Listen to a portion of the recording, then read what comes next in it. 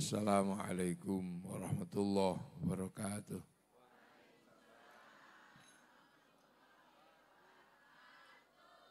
Bismillahirrahmanirrahim. Bismillah, alhamdulillah, wassalatu wassalamu ala rasulillah Sayyidina Muhammad ibn Abdillah wa ala alihi wa ashabihi wa azwajihi wa dhurriyyatihi wa ahli baitihi wa man tabi'ahum bi ihsan ila yaumil qiyamah.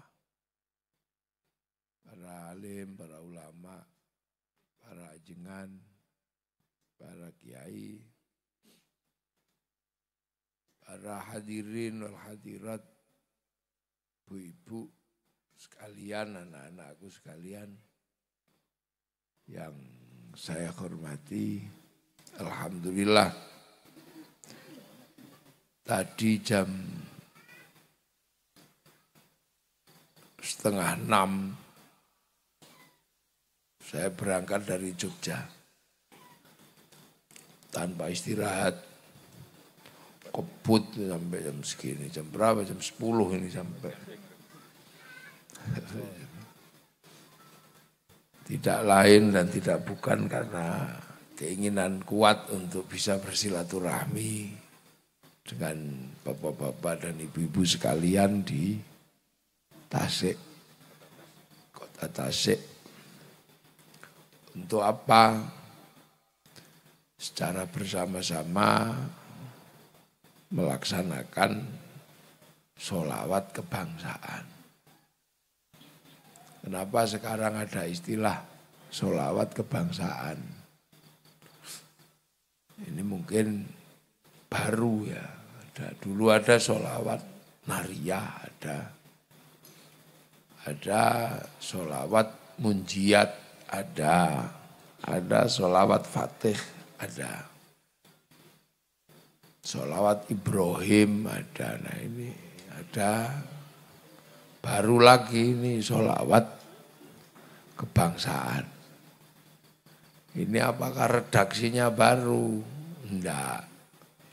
Ini sholawat untuk mengingatkan kita kembali bahwa kita ini punya bangsa, punya negara, namanya bangsa dan negara Indonesia. Nah, kenapa mengingatkan kembali?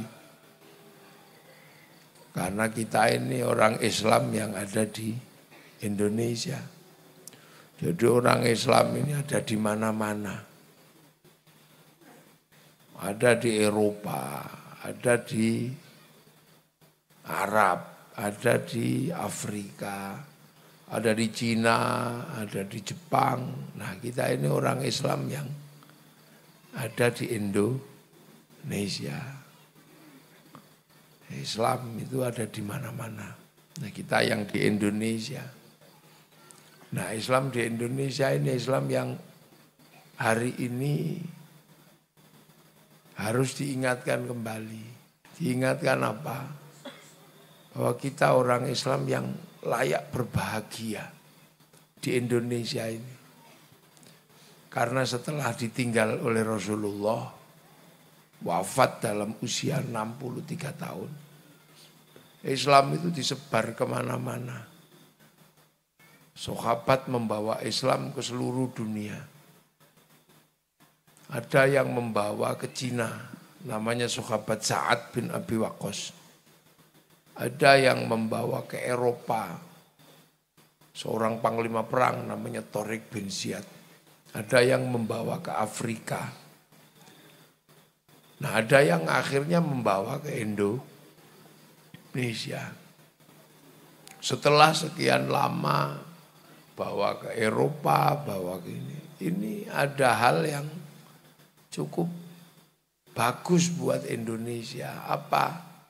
Yang dibawa ke Eropa macet, enggak jalan. Yang dibawa ke Afrika ya enggak terlalu bagus perkembangannya. Yang dibawa ke Cina macet udah enggak bergerak. Yang dibawa ke Rusia runtuh, enggak bergerak. Tapi yang dibawa ke Indonesia ini menjadi Islam yang tumbuh subur terbesar di dunia. Orang sholat paling banyak Indonesia. Orang hafal Quran paling banyak Indonesia. Masjid paling banyak Indonesia. Bahkan orang haji paling banyak Indonesia. Ini yang patut kita syukuri. Ini yang kadang kita nggak ngerasa bahwa kita ini adalah populasi muslim terbesar di dunia hari ini. Yang ke Cina ya macet nggak bergerak. Nah yang ke Indonesia ini, bahkan yang ke Tasik ini hampir 100% muslim. Itu sesuatu yang membahagiakan. Dan Islam yang ada di Indonesia ini cukup mewarnai. Karena apa? Hampir seluruh sendi kehidupan di Indonesia ini mengikuti apa yang pernah diajarkan oleh Rasulullah. Kadang kita nggak sadar. Bahkan ketika kita punya negara ini, yang namanya Indonesia, ini negara yang didasarkan kepada apa yang diajarkan oleh Rasulullah. Sebagai bukti bahwa Indonesia ini didirikan sesuai dengan apa yang pernah diinginkan oleh Rasulullah adalah Rasulullah itu menginginkan apa? Menginginkan kehidupan yang berbeda-beda, tapi tetap hidup saling bertanggung jawab. Orang kalau berbeda agama, lakum dinukum waliyadin. Kalau berbeda kelakuan, lana a'maluna walakum a'malukum. Kamu, agamamu, agamaku. Kelakuanmu, kelakuanku. Tapi hiduplah saling bertanggung jawab. Nah Rasulullah hanya menginginkan kullukum ra'in wa kullukum mas'ulun an ra'iyati. Kalian semua adalah para pemimpin yang harus hidup saling bertanggung jawab antara yang mimpin dan yang dipimpin. Nah Rasulullah hanya menginginkan kehidupan seperti itu. Jadilah ra'iyah atau orang yang hidup bersama, berbeda suku, berbeda bangsa, berbeda agama, hiduplah saling bertanggung jawab. Nah, Rasulullah menyampaikan itu dalam bahasa Arab. Kullukum ra'in wa kullukum mas'ulun an ra'iyati. Makanya kemudian orang seperti itu dalam bahasa Rasulullah adalah disebut ra'iyah.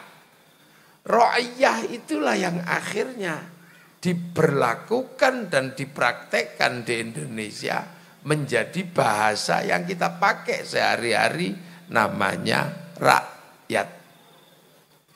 Jadi rakyat itu adalah bahasa yang diinginkan oleh Rasulullah. Makanya orang Indonesia disebut rakyat. Dan satu-satunya bangsa muslim di dunia yang menyebut warga bangsanya dengan sebutan rakyat hanya Muslim Indonesia. Jadi sampean-sampean ini adalah rakyat. Rakyat itu dari ra'iyah itu. Makanya orang Indonesia rukun. Jadi di Indonesia ini dulu sebelum Islam datang itu adalah raja, hamba, kawulo, gusti. Tapi akhirnya dengan konsep ra'iyah semua sama, sederajat semua.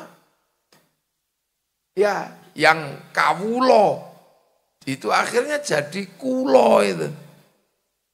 Orang Jawa sana kawulo itu kulo. Nah, yang hamba sahaya saya. Yang abdi Sunda ini abdi kumaha Demang Haredang. Nah, yang pekulun di Kalimantan sana jadi ulun itu. Jadi negara yang bisa menerapkan konsep ro'iyah atau rakyat itu hanya Indonesia. Makanya ro'iyah atau rakyat itu kalau ngumpul namanya musyarakah. Persekutuan antar ro'iyah dalam kehidupan yang saling bertanggung jawab namanya musyarakah. Itulah yang akhirnya kita pakai bahasa masyarakat. Nah, masyarakat ini kalau berbeda faham, itu menggunakan cara Al-Quran. Apa?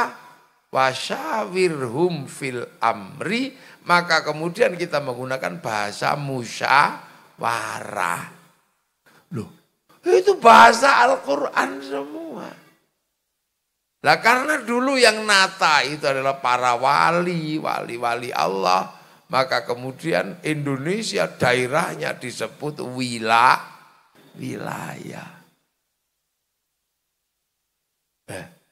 Nah, wilayah itulah yang akhirnya hari ini menjadi Negara Kesatuan Republik Indonesia. Makanya pemimpin tertingginya adalah Majelis Permusyawaratan Rakyat. Majelis itu dari bahasa apa? Dari Al-Quran. Tafassahu fil majalis fafsahu yafsakhillah. Pemimpinnya adalah Dewan Perwakilan Rakyat. Diwanun bahasa Arab. Jadi negara ini dibangun sesuai dengan apa yang disampaikan oleh Rasulullah. Makanya landasan negara kita kerakyatan yang dipimpin oleh hikmah. Jadi perbedaan rakyat itu dipimpin oleh siapa? Oleh hikmah. Hikmah itu apa? Kok boleh memimpin orang yang punya kebesaran jiwa, dilandaskan kepada apa yang diberikan oleh Allah untuk menerima bahwa dunia ini memang penuh perbedaan dan cinta kasih. Makanya ud'u ila sabili rabbika bil hikmah. Makanya jangan coba-coba mimpin Indonesia kalau nggak punya hikmah, nggak punya kebesaran jiwa untuk menerima perbedaan-perbedaan untuk dipimpin. Itu saja masih harus ada dalam kebijaksanaan. Harus bijaksana. Nggak boleh bijak sini. Harus bijak di sana. Perbedaan suku, perbedaan bangsa harus dimengerti semua. Itu pun masih harus dimusyawarahkan. Kalau terlalu banyak perwakilan, makanya yang mimpin bangsa ini ya nggak bisa semua mimpin, harus dipimpin oleh wakil. Loh itulah. Ini yang kadang-kadang kalah orang. Jadi kalau kita mau berbicara negara paling sunnah di Indonesia, di dunia, itu ya Indonesia. Loh, tepu sing banter, enggak apa-apa. Ini kita. Makanya jangan kemudian kita melihat Saudi Arabia, apakah dia negara yang menerapkan Islam? Kekuasaannya tidak. Dia kekuasaan menggunakan cara raja. Raja itu sudah ada semenjak sebelum ada Islam. Turki, apakah dia menggunakan cara Islam? Tidak, dia menggunakan cara kerajaan. Sekarang baru menjadi presiden. Jadi makanya kita ini punya ruang besar menjaga bahwa bangsa ini didasarkan kepada apa yang disampaikan oleh Rasulullah. Makanya kita kembalikan mensyukuri punya bangsa Indonesia itu dengan membaca sholawat kepada Rasulullah. Jadi makanya sholawat kebangsaan adalah sholawat untuk mengingatkan bahwa kita adalah negara dengan cara kehidupan berbangsa bernegara yang paling islami di dunia sampai hari ini. Tidak ada yang menyebut rakyat itu selain Indonesia. Orang Eropa menyebut people. People itu dari apa? Vox populi, vox dei, suara mayoritas, suara Tuhan. Makanya begitu mereka banyak menyatakan dia wakil Tuhan. Nah makanya konsep khilafah itu gak cocok dengan Indonesia. Komunis, proletar, dia gak cocok dengan Indonesia. Karena apa? Indonesia itu berbeda suku bangsa dari dulu Bhinneka Tunggal Ika. Lah Bhinneka Tunggal Ika itu adalah yang diinginkan oleh Rasulullah. Kullukum ra'in wa kullukum mas'ulun an ra'iyati. Makanya ra'iyah ini berbeda-beda tapi hidup saling bertanggung jawab. Makanya santri-santri Indonesia itu punya slogan wa'tasimu bihablillahi jami'a wa la tafarraqu. Jangan tercerai-berai. Makanya Kiai ajengan, Kiai agar tidak tercerai-berai bangsa ini, maka digunakanlah cara-cara persatuan. Makanya kerakyatan itu sebelumnya adalah persatuan Indonesia. Persatuan didasarkan apa? Atas nama ketuhanan yang Maha Esa. Itu. Untuk apa? Untuk kemanusiaan yang adil dan beradab. Itu hanya bisa dicapai dengan nilai-nilai ketuhanan yang membangun persatuan. Makanya ajengan itu kalau doa bersatu. Cuman ajengannya aja yang doa. Yang lain aminah. Amin, amin, amin, amin, amin. Kalau kepanjangan amin. Ajengannya paham. Walhamdulillahi rabbil alamin.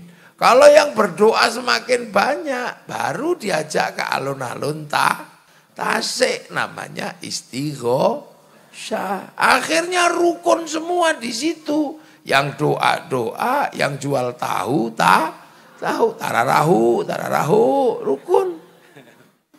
Rukun kebesaran kepersatuan terjadi, rukun.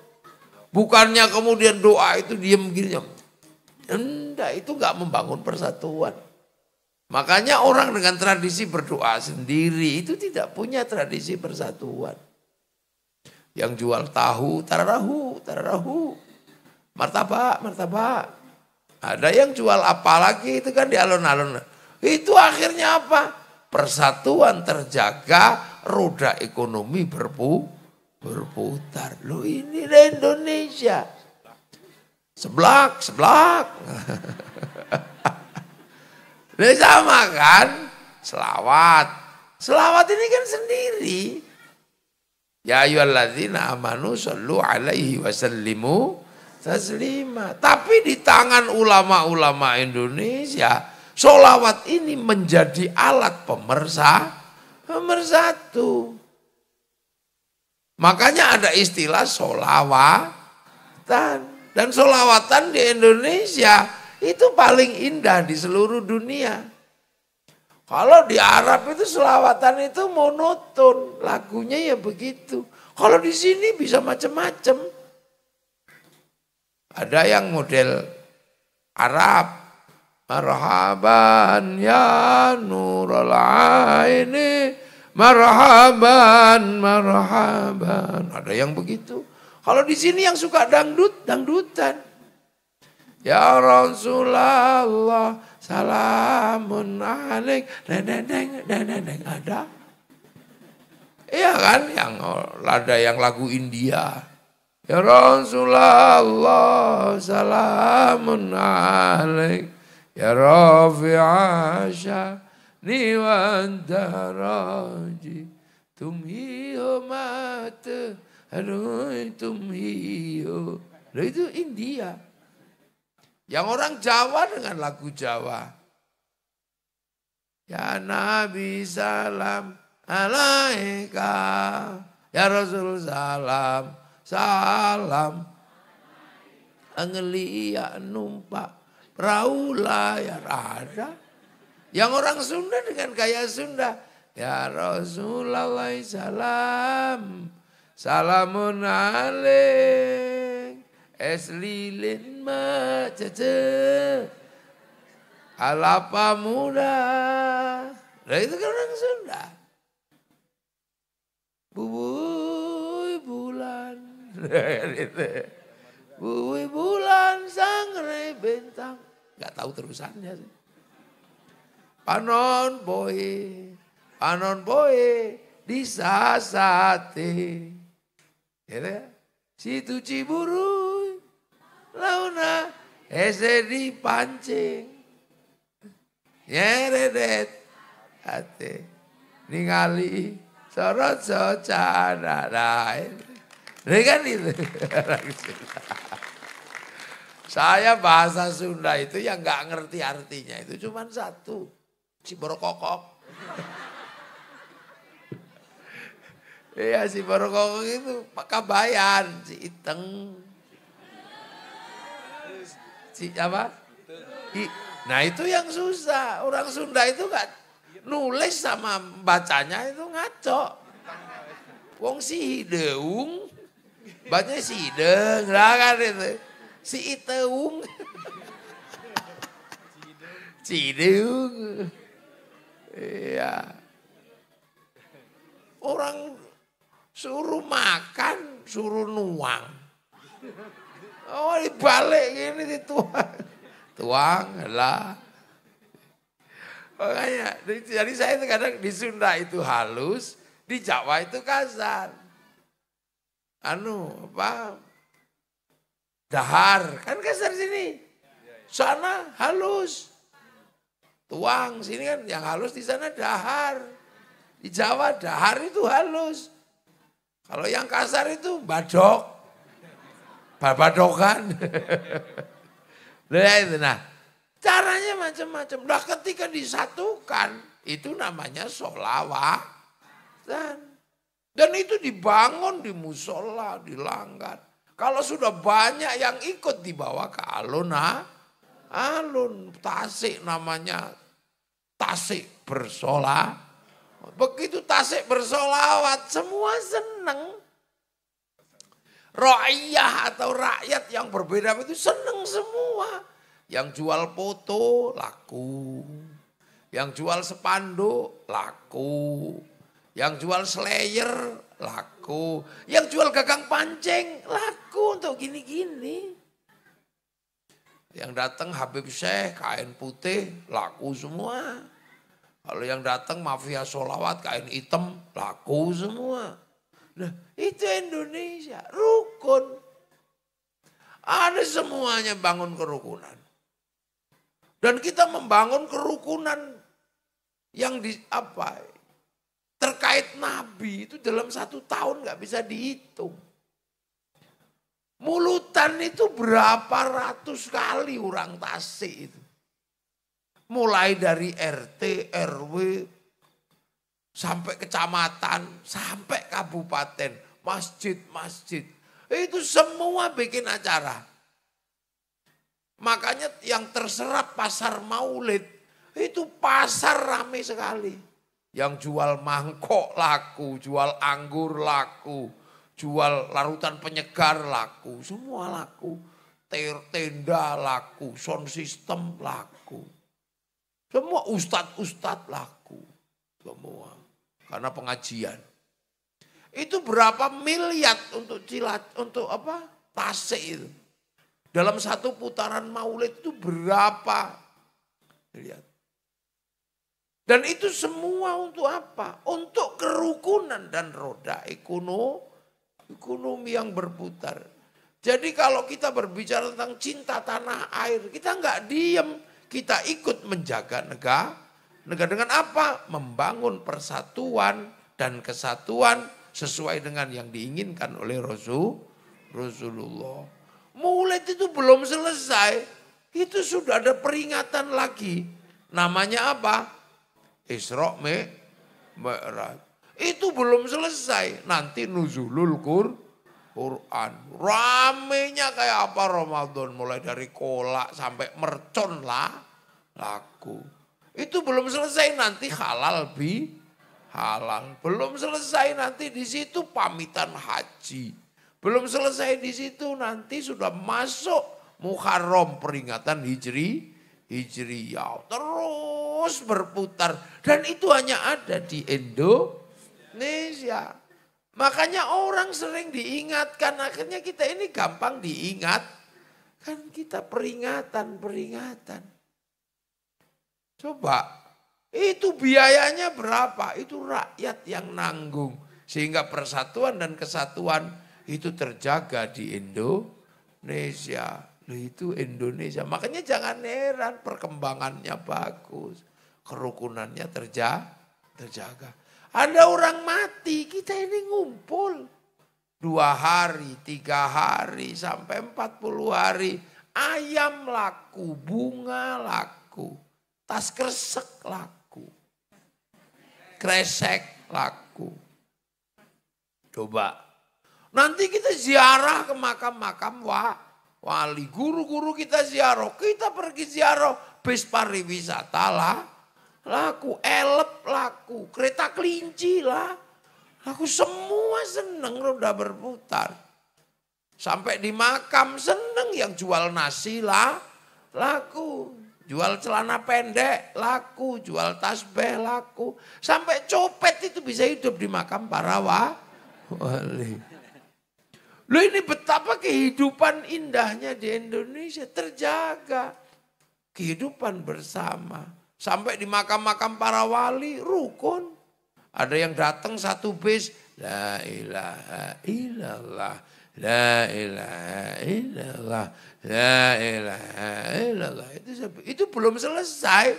Satu bis sudah di sampingnya. Sallallahu ala Muhammad. Sallallahu ala Muhammad. Satu bis datang lagi. Ibadallah rijalallah. Aghisuna li'ajlillah. Wa kunu'aw lana lillah. Azanakallah. Bifadlillah. Enggak ada yang ribut. Enggak ada yang gantian pak. Itu enggak. Semua bareng-bareng. Tiba-tiba ada satu laki-laki masuk. Bajunya rapi dikira copet.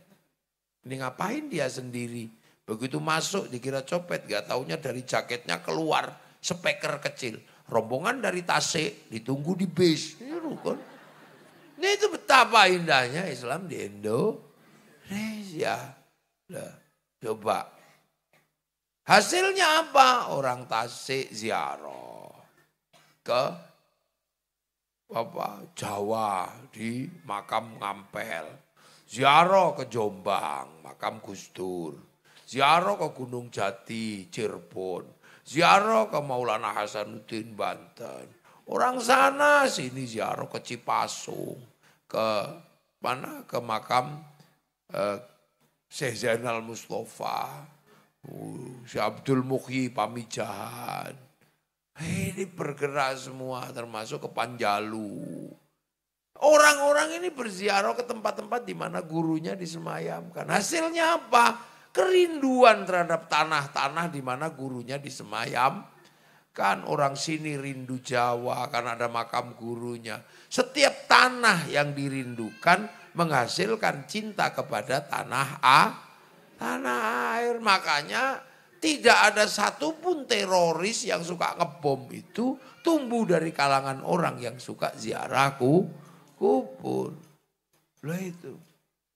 Cinta tanah air. Loh makanya itu terjadi.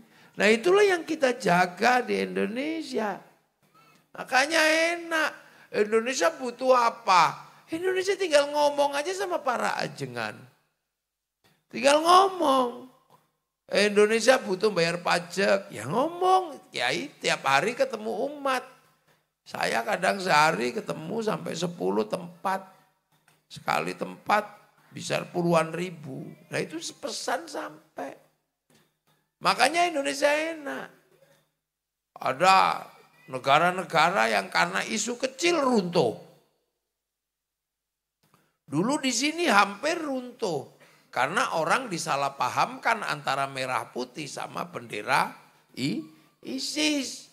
Wah bendera ISIS itu benderanya serem. Pakai kalimat la ilaha illallah.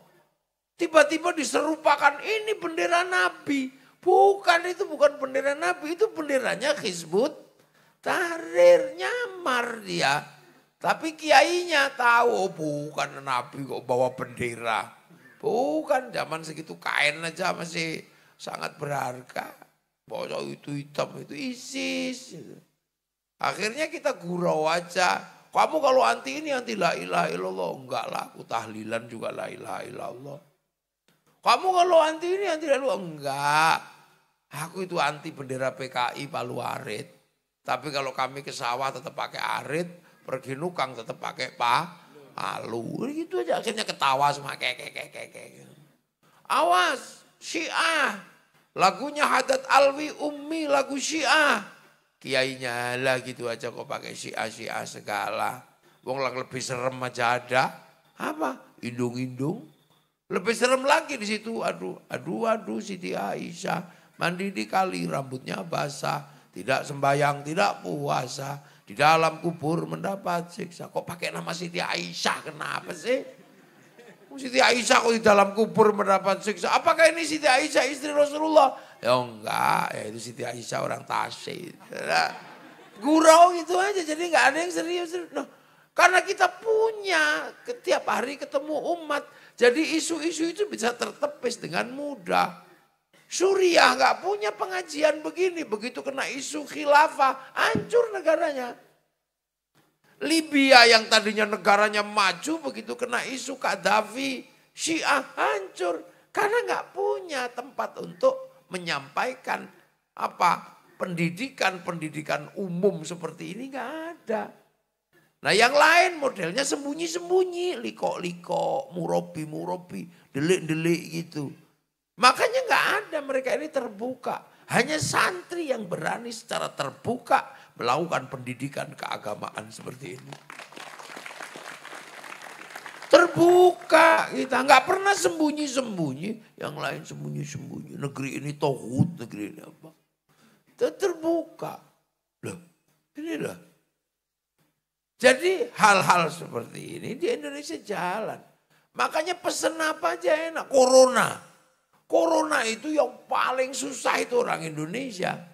Karena corona itu adalah penyakitnya orang yang tidak boleh ngumpul. Sementara orang kita itu makan gak makan kumpul. Makanya orang kalau ngumpul harus dikasih makan. Wadah ya kita ini kan makan gak makan kumpul. Karena sesuai sunnah. Loh, makan itu gak boleh sendiri-sendiri. Makan itu harus bareng karena doanya Allahumma barik lana, bukan barikli. Duh, kan barik lana itu mutakallim ma'al ghair, bukan mutakallim wahdah. Kalau mutakallim wahdah itu barikli, ngomong dewi barikli. Ini barik lana, berkailah kami kok sendiri, itu yang gak cocok. Makanya kalau makan ajalah teman bareng-bareng. Nah itu makanya kalau orang-orang tempat kita paling suka bikin makanan bareng. Itu nyontoh siapa? Ya nyontoh sahabat. Sahabat itu paling seneng makan bareng bersama Rasulullah. Yang diinginkan sahabat itu apa? Doa Rasulullah, Allahumma barik lana. Begitu Rasulullah berdoa Allahumma barik lana. Makanannya ini sudah didoakan menjadi makanan barokah.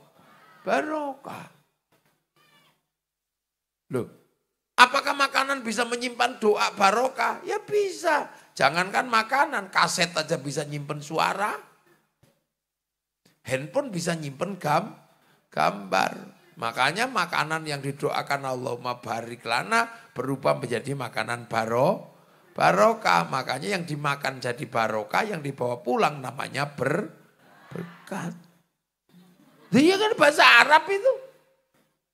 Begitu dimakan jadi daging barokah. Daging barokah itu enggak dibakar sama api neraka. Makanya barik lana itu terusannya wakina ada benar. Lu itu orang kita, makanya kita selalu bikin makanan dalam setiap acara.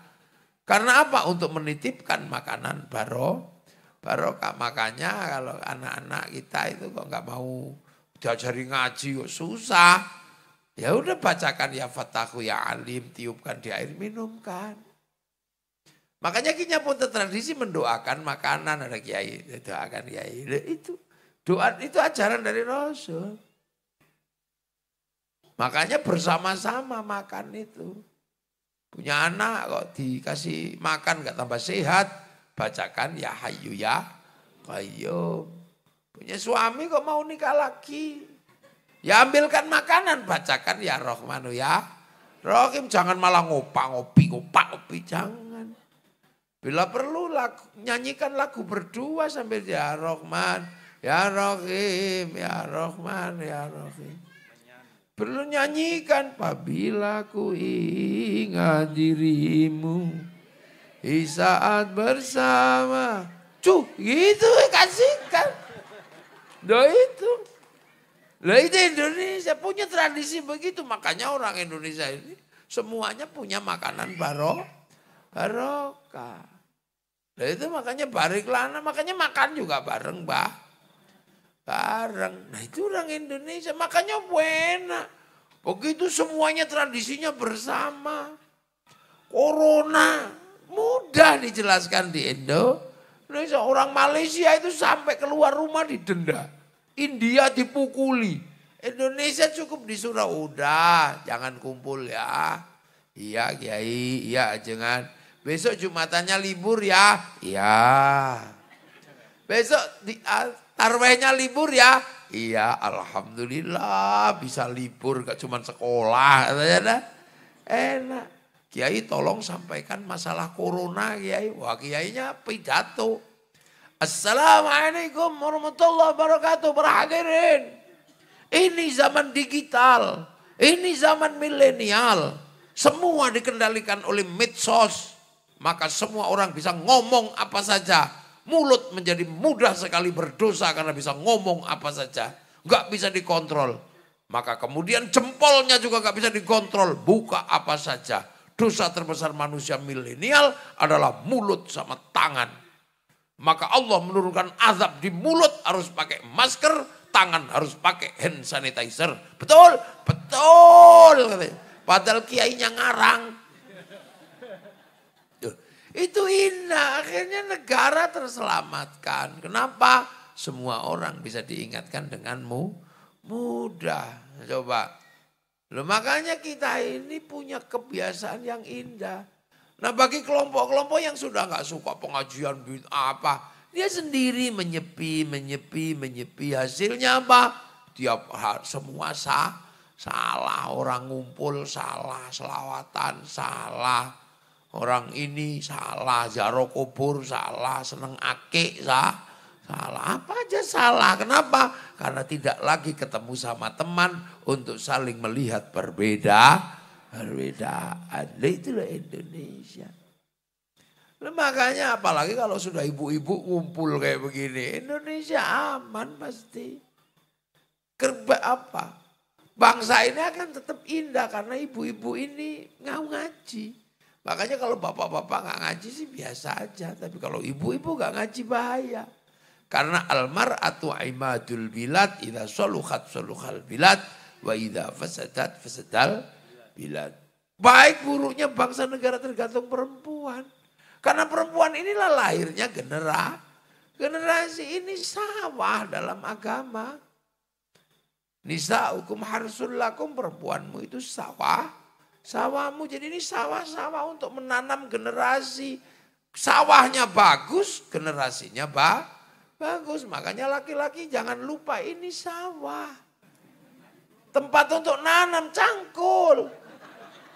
Makanya sawah ini jangan sampai terlalu banyak rumput.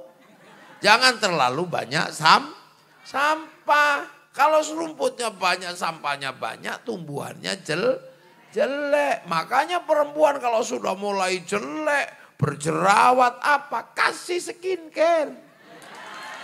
Iya. Kasih baju yang baik, tugasnya laki pemilik sawah. Jangan merasa gagah kalau tidak bisa membuat sawahnya iya itu dong. Itu baru gagah. Kita ini pengen tanamannya bagus, sawahnya jelek. Itu dari mana tumbuh bagus? Perempuan harus didandani. Makanya perhiasan terbaik itu perempuan. Itu penting, laki-laki harus paham. Ini jarang disampaikan karena kiainya laki. Takut memberatkan, tapi nggak apa-apa saya sampaikan. Lah iya, sawah itu nggak boleh kering, sawah itu harus basah. Kalau kering tumbuhannya jelek, dia harus basah, pupuknya banyak. Nggak boleh sawah kok nggak ada pupuknya. Makanya begitu juga perempuan harus basah dan harus banyak pupuk. Maka perempuan harus selalu pegang uang. Jangan sampai perempuan kok gak pegang uang, kering pengen bakso aja melet. Ya anaknya ngiler itu. Maka laki-laki harus tahu kasih uang perempuan ini. Udah dengerin. Jangan pura-pura. Iya loh, saya bukannya apa ini tak sampaikan. Yang ketiga, sawah itu nggak boleh dibakar kalau ditanami. Tanamannya mati, maka perempuan tidak boleh dibikin sakit hati. Iya. Manjakan dia, cintai dia. Dan itu tugasnya siapa? Laki. Jangan merasa gagah kalau nggak bisa memanjakan perempuan. Wong yang nerima tanggung jawab itu laki-laki kok. Saya terima nikahnya. Yang nerima itu siapa? Laki-laki. Kalau Anda menerima perempuan, terima semuanya. Terima senengnya, terima gak enaknya, sak cerewetnya, terima. Jangan terima enaknya, jangan perempuan itu cerewet. Apa jadi nggak enak? Masya Allah biaya mukanya perempuan itu mahalnya luar biasa. Iya kan? Ada lipstiknya, ada eyelinernya, ada blush onnya, itu. Ada sunscreen. Ini tahu istriku perempuan. Dipikir istriku laki-laki enggak. Sampai pembalut mereknya apa tahu saya. Nah, itu laki-laki harus memahami perempuan. Agar apa?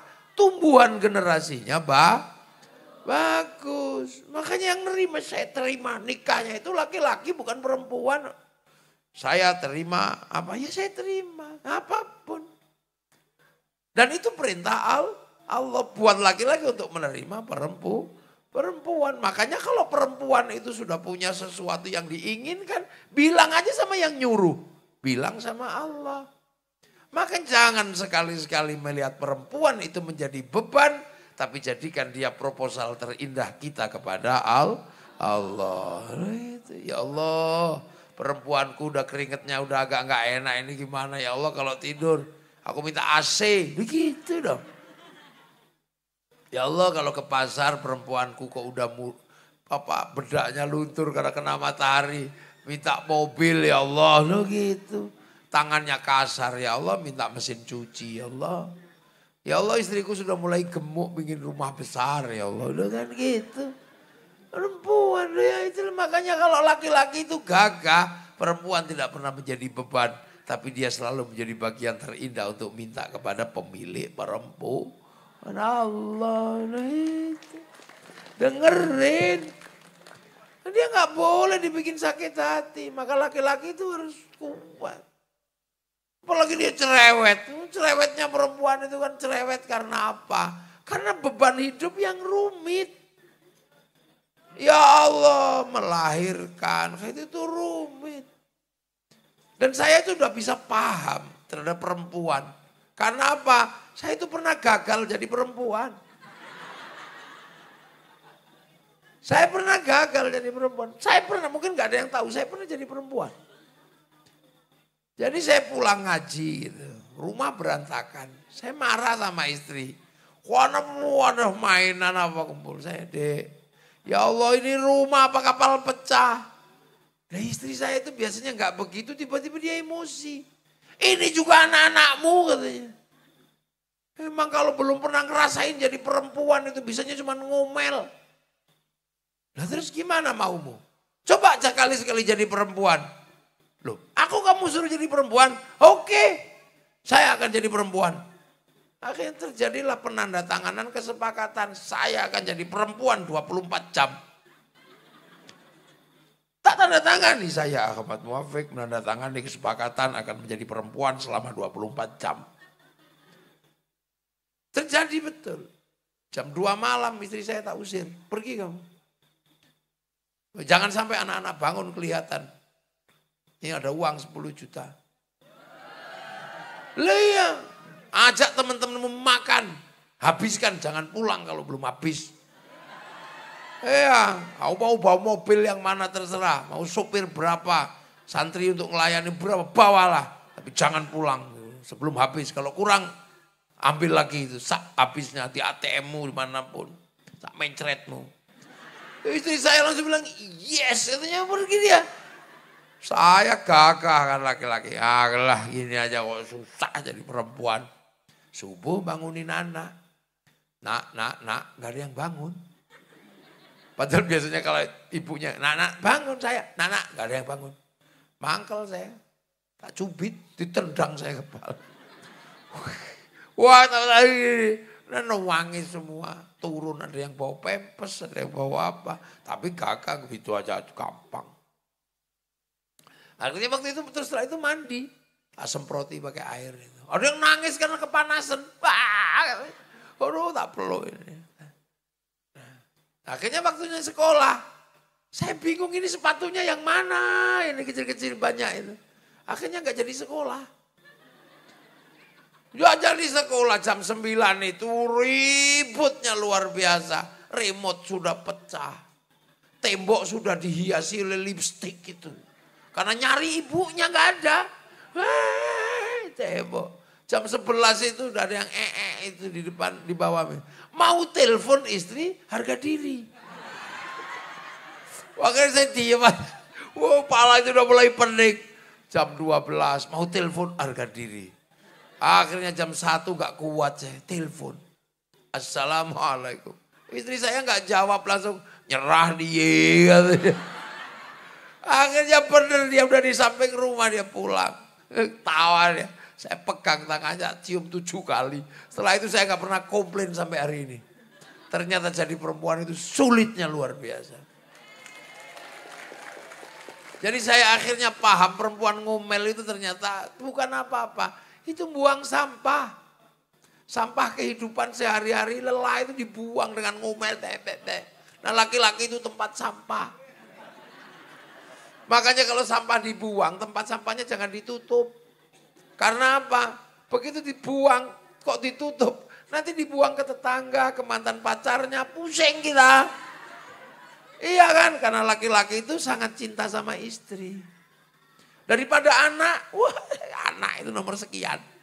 Yang utama adalah istri. Laki-laki manapun itu mencintai istri daripada anak. Jangan percaya kalau demi anak bohong. Demi istri. Laki-laki manapun lebih cinta istri daripada anak. Buktinya ada. Pulang kerja, anak dimandiin tetangga, gak apa-apa. Silahkan. Makasih Pak. Sudah ikut mandiin anak. Coba pulang dari sawah terus istrinya yang dimandiin tetangga. Wah bawa cangkul itu. Itu bukti bahwa laki-laki lebih mencintai istri daripada anak. Lah itu, makanya laki-laki itu harus gagah. Jangan laki-laki itu, kenapa kehidupan jadi kacau kalau laki-lakinya nggak gagah. Perempuan tiba-tiba tahu WA-an sama mantannya, laki-laki harus gagah. Aku tahu kamu WA-an sama mantanmu. Enggak. Iya nggak apa-apa. Kalau kamu masih merindukan mantanmu, rindukan. Kekasih-kekasih lamamu, rindukan. Gak ada masalah, aku laki-laki kok. Kalau kamu masih merindukan mantanmu, rindukan. Masukkan dia dalam hatimu. Jangan kamu hapus mantan-mantanmu. Karena sekarang tugasku yang akan menghapusnya. Loh, itu baru gagah kan? Itu laki-laki di dunia tentram. Nah, iya, makanya presiden laki-laki semua. Iya, itu. Cerewet perempuan. Iya.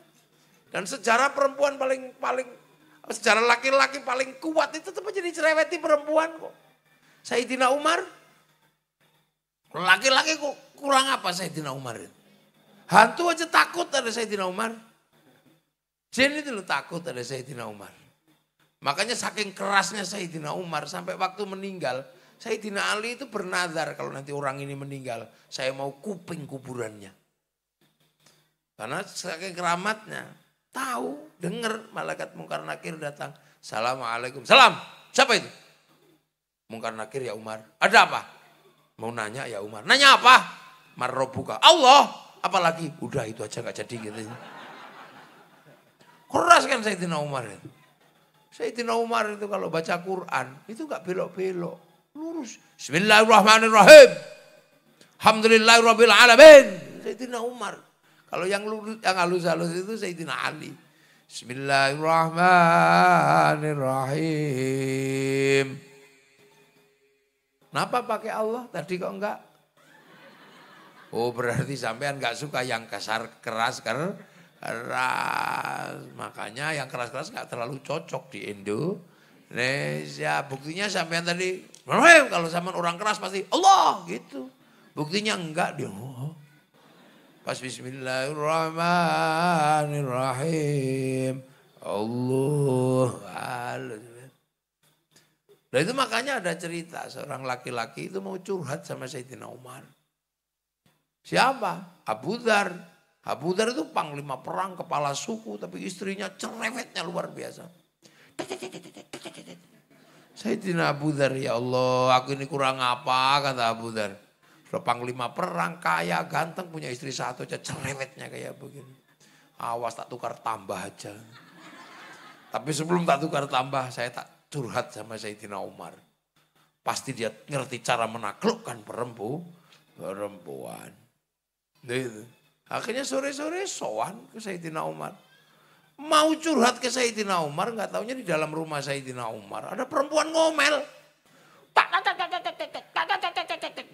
Ya Allah, Sayyidina Abu Dhar, ya Allah, Umar ternyata dicereweti juga sama istrinya. Begitu selesai, Sayyidina Umar didodok pintunya sama Abu Dhar. Assalamualaikum. Salam, siapa itu? Abu Dhar ya Umar, Kang Abu, ada apa? Gak jadi sama aja. Ternyata Sayyidina Umar juga diomeli. Nah, terus Sayyidina Umar ditanya sama Abu Dhar, kok kuat kamu ya Umar? Ya begitulah Abu Dhar, istriku memang cerewet. Tapi istriku itu, cerewetnya itu tidak sebanding dengan kasih sayang pada anak-anak dan keluarga. Dia lebih cinta pada anak-anak dan keluarga. Tidak sebanding dengan cerewetnya. Coba kalau dijawab iya kayak radio rusak, oh tambah diamuk. Nah istri Sayyidina Umar itu namanya Atiqah. Nah Atiqah itu adalah salah satu istri calon presiden Indonesia. Namanya Ganjar Pranowo. Makanya sering diomelin rambutnya putih Pak Ganjar. Tapi apapun yang terjadi beliau adalah calon presiden Indonesia. Calon presiden kita. Makanya jadi laki-laki harus gagah. Tiba-tiba laki-laki mendapatkan pertanyaan berat karena ketahuan. Ternyata aku bukan perempuan pertama. Sebelum aku ternyata sudah ada si A, si B, si B. Laki-laki jangan panik kalau istrinya tahu bahwa ada perempuan lain sebelum dia. Jawab aja iya deh. Sebelum kamu memang banyak perempuan yang masuk di hatiku. Karena aku laki-laki yang layak dicintai wanita. Kalau seusiaku dan seusiamu belum ada yang mencintai, artinya kita adalah laki-laki dan perempuan bermasalah. Sebelum aku pasti kamu juga banyak yang mencintai. Sebelum kamu aku banyak yang mencintai. Karena kau dan aku layak dicintai. Dan semua berebut mendapatkan cintamu dan cintaku. Ini barat padang Kurusetra. Semua bertarung perang. Tapi perang itu berhenti. Kenapa berhenti? Karena kamu pemenangnya. Lo kan indah. Makanya jadi laki-laki gagah. Untuk apa? Menenangkan pasangannya masing-masing. Baru kalau itu terjadi, negara pasti tenang. Makanya pendukung-pendukung perempuan ini. Inilah yang akan membuat bangsa menjadi kuat, bangsa menjadi indah. Dan bangsa menjadi beradab. Akan tercipta apa? Tercipta kebersamaan, tercipta generasi yang hebat, tercipta masa depan bangsa dan negara. Itulah. Makanya jangan suka olok-olok bangsa dan negara. Karena bangsa dan negara inilah milik kita. Orang Amerika punya bangsanya, orang Cina punya bangsanya, orang Malaysia punya, semua membangun bangsa dan kebanggaannya masing-masing. Orang Amerika itu mencintai bangsanya, dibikinkan film Hollywood. Dari Wild West sampai The Last of the Mohican dibikin sama dia. Bendera Amerika.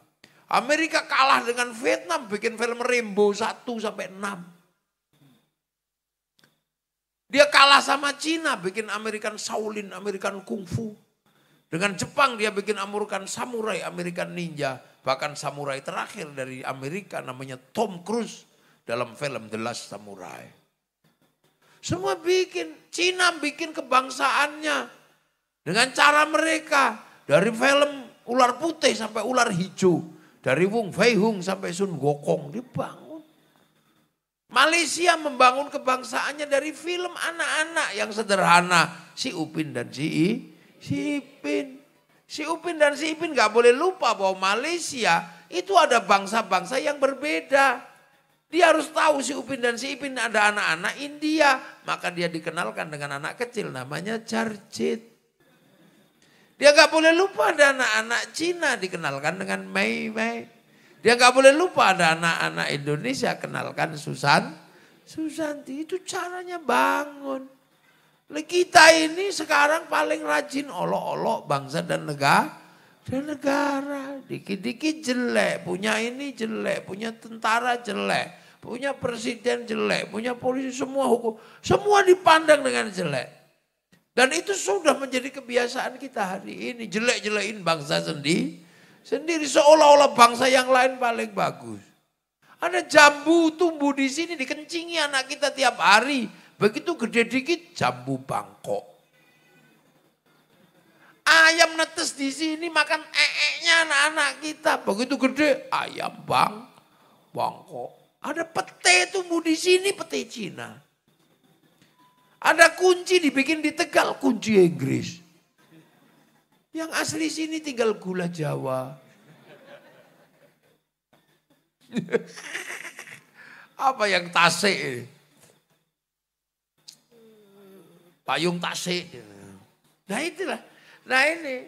Makanya kita diingatkan kembali dengan sholawat kebangsaan ini menjadi penting bahwa kita punya bangsa yang terdiri dari orang yang berbeda-beda tapi hidup saling bertanggung jawab. Maka cari pemimpin harus didasarkan siapa yang punya hikmah paling bagus, siapa yang punya jiwa kepemimpinan paling bagus. Dan itu kita sudah memilih di siapa? Di Pak Ganjar Pranowo. Belum pernah beliau melukai bangsa ini, belum pernah. Belum pernah dia memilih satu kelompok tentu, enggak. Dia selalu hidup bersama dengan kelompok yang berbeda. Dia belum pernah punya sifat dan sikap sektarian, belum pernah. Nah itulah pentingnya hari ini kita kumpul secara bersama-sama. Maka jauh-jauh saya dari Jogja pengen ngelihat, pengen silaturahmi dengan ibu-ibu yang ada di Tasik. Pengen ketemu mojang-mojang Priangan. Iya, tapi gak kelihatan malam-malam. Semoga apa yang dilakukan ini demi apa? Demi bangsa dan negara. Rasulullah memberikan sumbangsi luar biasa terhadap Indonesia. Inilah yang akan kita lakukan. Kan hari ini kita punya tanggung jawab besar. Itu dengan konsep ro'iyah kita bisa jalan. Arab satu bangsa pecah puluhan negara, Cina satu bangsa pecah puluhan negara, Afrika satu bangsa pecah puluhan negara. Tapi dengan konsep ro'iyahnya Indonesia dari Rasulullah, kita puluhan suku, bangsa dan agama mampu bersatu dalam satu negara kesatuan, Republik Indonesia. Semoga bangsa ini tetap baik-baik saja dan kita mendapatkan pemimpin terbaik untuk Indonesia. Al-Fatihah. Ar-Rahman Ar-Rahim Maliki Yawmiddin Iyyaka na'budu wa iyyaka nasta'in Shiratal ladzina an'amta 'alaihim ghairil maghdubi 'alaihim waladdallin. Amin. Bismillahirrahmanirrahim. Alhamdulillahirabbil alamin. Hamdan na'imin, hamdan syakirin, hamdan yuwafi ni'amahu wa yukafi'u mazidah. Ya Rabbana lakal hamdu kama yanbaghi li jalali wajhikal karim wa 'azimi sultanik. Allahumma iftah 'alaina futuhal 'arifin. Bi hikmatika wa sallallahu rahmataka wa dhakkirna wa nasina biduka ya Allah ij'al auladana dzurriyyatina تلاميذنا علم الخير العباد المقصود من قيامة من الأصل مقاصدنا مقاصدنا الآخرة ورزقنا الحلال من الوجه بينهم هذا المشي ومخيشنا والجامع المؤسس إندونيسيا المشاهد القرية لمشايخ هذه القرية يا الله اللهم اغفر لهم وارحمهم وعافهم وعافهم اللهم لا تحرمنا أجرهم ولا تفتنا بعدهم واغفر لنا لهم اللهم اجعل قبرهم روضة من رياض الجنان اللهم اجعل موتهم رجاء من القبور من لا اله الا الله محمد رسول الله في عقل ما نرجو الى ربك راضية مرضية فادخلي فعبادك الجنة ربنا اتنا في الدنيا حسنة في الآخرة حسنة وقنا عذاب النار صلى الله على سيدنا محمد والحمد لله رب العالمين. الفاتحة. بسم الله الرحمن الرحيم الحمد لله رب العالمين الرحمن الرحيم مالك يوم الدين إياك نعبد وإياك نستعين اهدنا الصراط المستقيم صراط الذين أنعمت عليهم غير المغضوب عليهم ولا الضالين آمين. السلام عليكم ورحمة الله وبركاته. اللهم صل على سيدنا محمد.